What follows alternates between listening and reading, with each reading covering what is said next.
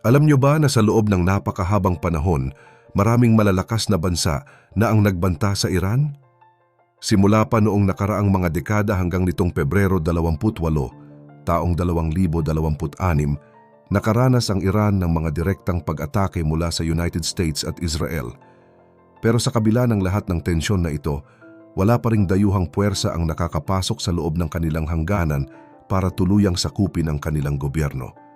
Hindi ito dahil sa mas marami silang sundalo o mas advanced ang kanilang mga baril kumpara sa buong mundo. Ang totoo, ang pagtatangkang sakupin ang bansang ito ay hindi lang basta isang pakikidigma, kundi isa itong malaking bitag na mahirap takasan.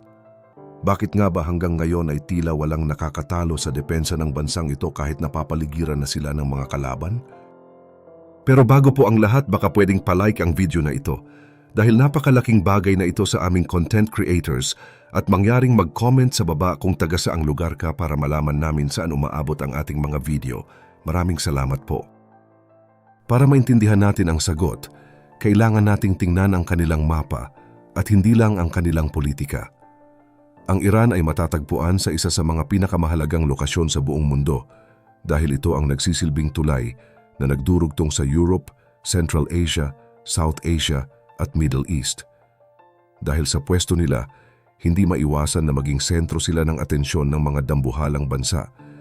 Isipin nyo na lang na may 7 silang katabing bansa tulad ng Pakistan, Afghanistan at Iraq, habang sa bandang timog naman ay naroon ang malawak na dagat. Sa loob ng libu-libong taon, ang mga malalakas na grupo tulad ng mga Romano at mga Mongol ay kailangang dumaan dito para makuha ang gusto nila sa ibang panig ng mundo.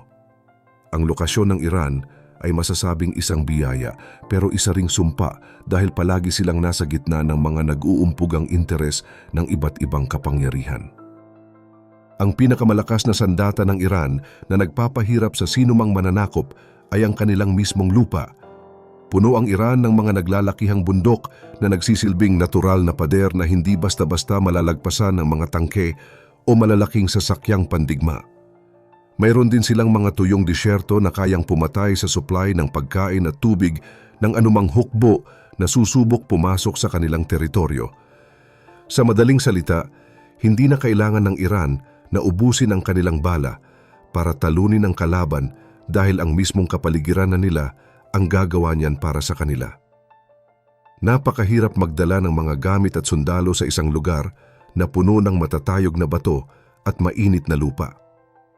Ito ang dahilan kung bakit kahit ang pinakamodernong military sa mundo ay nag-aalangan na magpadala ng mga tao sa loob ng Iran. Bukod sa kanilang mga bundok, hawak din ng Iran ang isa sa mga pinakaimportanteng daanan ng tubig sa buong planeta at ito ay ang Strait of Hormuz.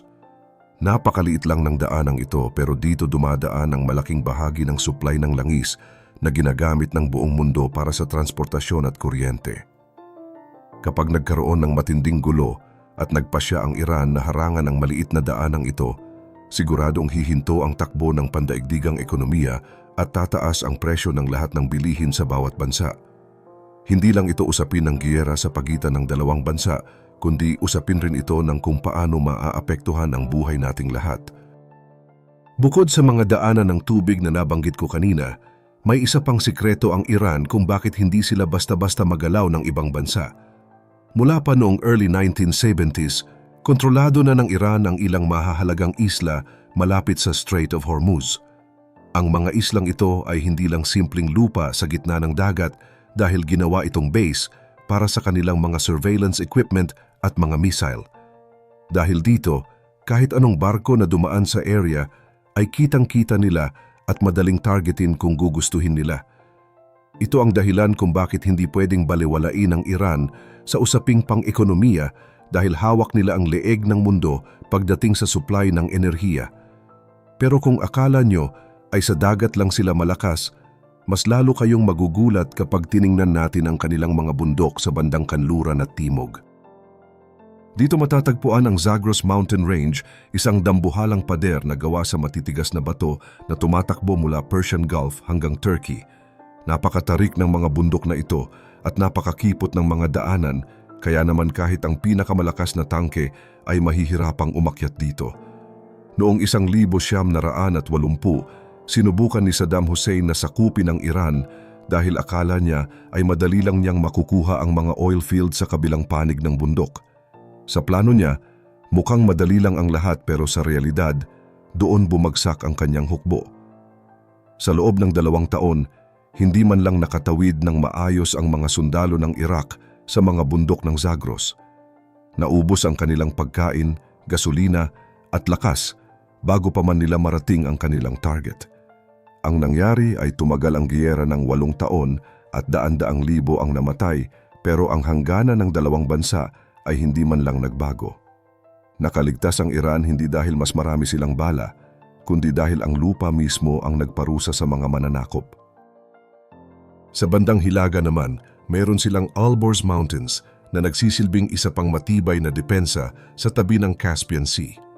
Ang mga bundok na ito ay hindi lang nagsisilbing proteksyon dahil sa ilalim nito ay nakatago ang napakayaman na likas na yaman.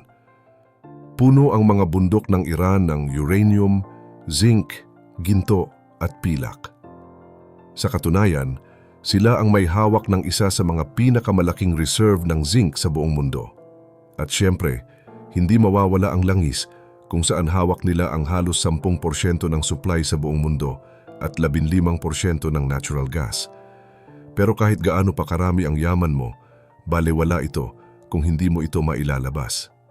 Kaya naman ang kanilang dalampasigan na may habang 2,500 kilometro ang nagbibigay sa kanila ng kapangyarihan na kontrolin ang takbo ng merkado.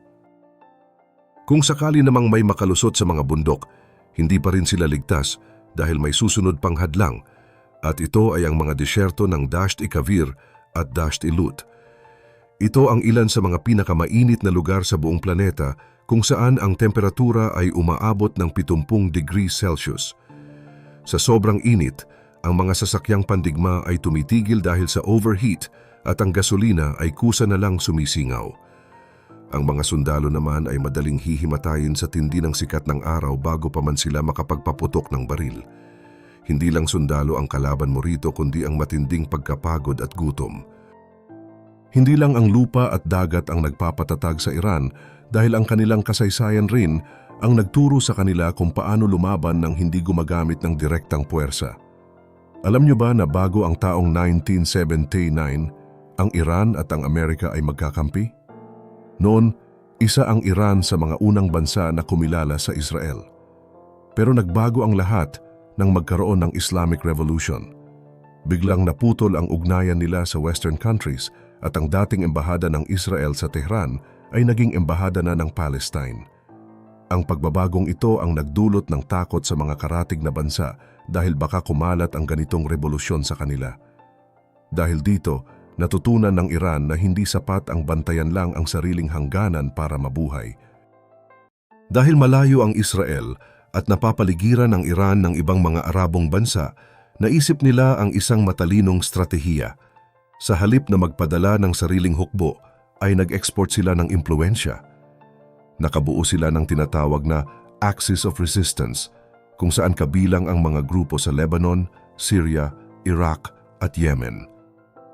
Ang network na ito ang nagbibigay daan sa Iran na magbigay ng pressure sa kanilang mga kaaway nang hindi sila direktang nakikipagbakbakan. Isipin nyo, kapag may gulo sa isang panig ng rehiyon, may mga rocket na lilipad mula sa ibang bansa na kaalyado nila. Ang tawag dito ay asymmetrical warfare, kung saan gumagamit sila ng mga murang drone na nagkakahalaga lang ng 20,000 para tapatan ang mga misil ng kalaban na nagkakahalaga ng mahigit $1,000,000. Napakamahal magsimula ng giyera laban sa kanila dahil sa dami ng kanilang mga galamay. Sa ngayon, ang Iran ay may hawak na pinakamalaking koleksyon ng mga ballistic missile sa buong Middle East na kayang tumama sa layong 2,000 kilometro. Ibig sabihin, abot ng kanilang mga armas ang mga base ng Amerika at iba pang bansa sa paligid. Ang goal nila ay hindi ang manalo sa isang malaking giyera, kundi ang gawin itong napakamahal para hindi na balakin pang simulan ng kahit sino. Sa tulong ng Russia at China, nagagawa nilang tumayo sa kabila ng mga parusa sa kanilang ekonomiya. Ang kanilang lokasyon ang nagbigay sa kanila ng lakas, pero ito rin ang nagkulong sa kanila sa walang katapusang pakikipag-away. Sa huli, ang katotohanan ay hindi matatakasan ng Iran ang kanilang pwesto sa mapa at hindi rin matatakasan ng mundo ang impluensya ng Iran. Sa usaping pandaigdigan, mas mahalaga kung nasaan ka kaysa kung sino ka. At ang Iran ay nakatayo sa isa sa mga pinakadelikadong lugar sa mundo.